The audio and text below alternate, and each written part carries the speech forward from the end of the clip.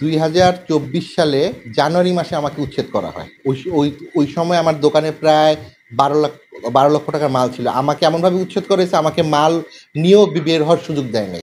রাজধানীর শ্যামপুরে 1000 square feet আয়তনের একটি বড় দোকান জোরপূর্বক দখলের অভিযোগ উঠেছে স্থানীয় এক চিহ্নিত প্রতারক আজিজের বিরুদ্ধে। পরিবার জানায়, 1986 সালে ব্যবসায়ী মাহতাব আহমেদ দোকানটি কেনার পর থেকেই পরিচালনা করছিলেন তার ভাগিনা মাঞ্জু। টানা 38 বছর, অর্থাৎ 1986 সাল থেকে 2024 সাল পর্যন্ত তিনি দোকান চালিয়েছেন নিয়মিতভাবে। দোকানের বিদ্যুৎ মিটার নম্বর ছিল 320315।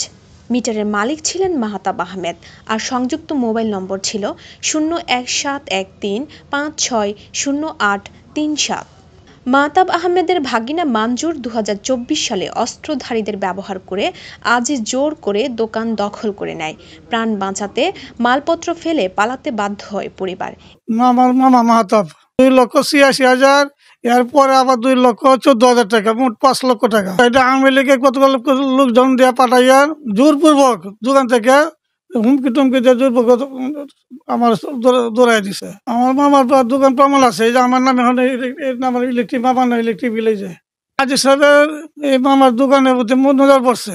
আজকে মারা যাওয়ার পর থেকে সে এই কোন সময় উঠাই দিব, কেমনি লোকজন উঠাই দিব, খালি পথ একমাত্র বিচার আমরা চাই, বিচার চাই, তার কাছে বিচার চাই। আল্লাহ আমার মামাকে ব্যস্ত নসিব করো, আর বিচার চাই আমরা।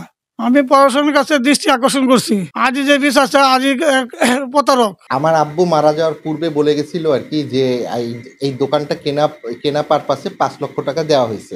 জানি মাধবের দোকান আমরা জানি, ওনার নামে মিটার নামাইছে, দোকান ওনার মিটার ওনাই নামাইছে মিটার। টোটাল 5 লাখ টাকা। না 86 সালেই তো দোকানটা প্রথম কিস্তির টাকাটা দেওয়া হয়েছে। অনেক জানতাম যে উনি খুব ভালো লোক, আমার হাজবেন্ডের সাথেও তার খুব ভালো সম্পর্ক ছিল, কিন্তু উনি আর আমাদের সাথে সেরকম ফাইনালি কোনো দলিলপত্র করে দেয় নাই। এটাই আমাদের সাথে একটা প্রতারণামূলক কাজ করছে। ওই যে দোকানটার দলিল সম্পর্কে আমাকে বলছে, এটা আমাকে অরিজিনাল দলিলটা দেয় নাই, তুমি এটা তোমার নামে করে দিও। কিন্তু আজিজ সাহেবের সাথে আমি কন্ট্যাক্ট করার চেষ্টা করি, কিন্তু উনি আমার কোনো কন্ট্রাক্টে রিপ্লাই দেয়নি।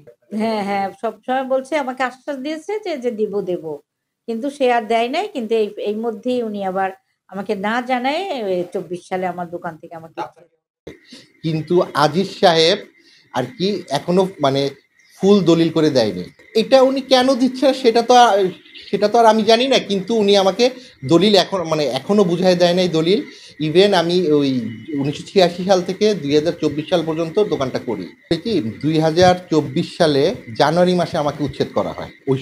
ওই সময় আমার দোকানে প্রায় 12 লক্ষ টাকার মাল ছিল। আমাকে এমনভাবে উচ্ছেদ করেছে, আমাকে মাল নিয়েও বের হওয়ার সুযোগ দেয় নাই। আসলে কি, ওরা তো আওয়ামী লীগের বড় বড় নেতাদের সাথে পরিচয়। সে ওই এলাকার যে তৎকালীন যে কমিশনার ছিল, তাদেরকে দিয়ে সে আমাকে ভয়ভীতি দেখাতো যাতে আমি চলে যাই। কিন্তু আসলে কি, এই দোকানটা ছাড়া এই দোকানটা আমার শেষ সম্বল ছিল, আর তাছাড়া এটা আমার আব্বুর একটা শেষ সম্বল ছিল। আমি চাচ্ছিলাম উনি যদি আমাকে দোকানটা বুঝাই দেয়, যেভাবে হোক আমি এখানে আর কি ব্যবসা করে কোনো রকম আর কি জীবনযাপন করতাম। কিন্তু এটা না করে আমাকে 24 সালে জানুয়ারির দিকে সে আমাকে উচ্ছেদ করে দেয়। আমার বাবার সাথে যে প্রতারণাটা করা হয়েছে, আমি এর সুষ্ঠু বিচার চাই এবং আপনাদের সাহায্য সহযোগিতা। এই দোকানের টাকা প্রথমবার দেয় 2,86,000 টাকা, দ্বিতীয়বার দেয় 2,14,000 টাকা, মোট 5 লাখ টাকা দিছে। 1986 সালে এই টাকাটা 2 ভাগে দেয়। 5 লাখ টাকা দেওয়ার পরে কেন আজিজ সাহেব দোকানটা দিচ্ছে না, লিখে দিচ্ছে না? এটা তো একটা প্রতারণা। দলিল দেয় নাই, আজিজ সাহেবের কাছেই রয়ে গেছে। আর যে মামার যে দোকান, মামার নামে মিটারই আছে, মিটারই তো বলে দিবে যে মামা মালিক কিনা। এই ঘটনায় শ্যামপুর থানায় দায়ের হয়েছে সিআর মামলা 97/25।